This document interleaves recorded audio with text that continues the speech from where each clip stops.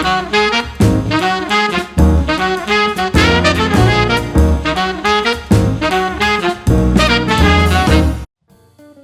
it's Petrucci from Eataly London. Today we're going to cook this signature dish, which is Spaghetto Eataly. The Spaghetto Eataly is based in 4 fundamental ingredients.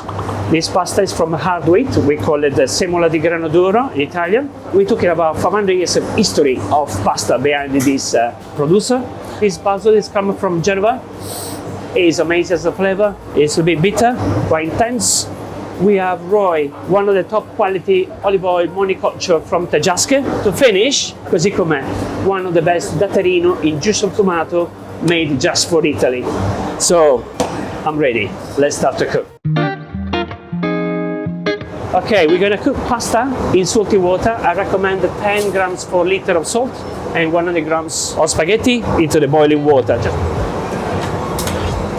Now we're going to prepare the tomato sauce, Datterino tomato, amazing tomato juice. We're looking for 250 grams of sauce, more or less. As you can see, the tomatoes are really creamy, very easy to emulsify.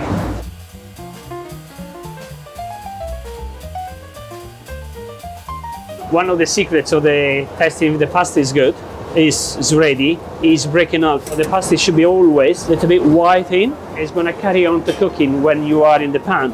So basically you want, for us, especially for Italian people, you like it to be crunchy al dente. So the pasta is ready. Let's put in the sauce. So now we're going to finish to cook the pasta in the sauce. In this way, you're going to have a really nice emulsified sauce. And the tomato juice is going to be absorbed by the pasta in the meantime. A filter is being dried very, very slow. So what happens when you dry very slow the pasta? Is allow the pasta to absorb more sauce. So the quality is always in the slow process of making this kind of spaghetti. If you see your sauce is becoming, I want to say split but too thick, just simply add a spoon of hot water from where you cook your pasta. So now we're going to add I would say, the most delicate and amazing products that we have. Extra virgin olive oil, made from the monoculture Tedesco.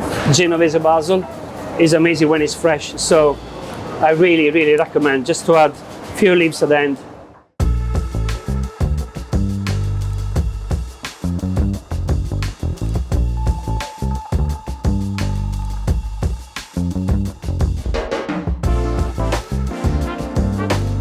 Now let's try the dish.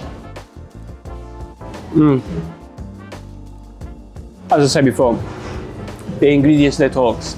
You can feel really the olive oils, the tomato, the sweetness, the explosion of the Datterino tomato in your mouth, freshness of the basil in the dish, the olive oil, perfectly seasoned, perfectly anytime.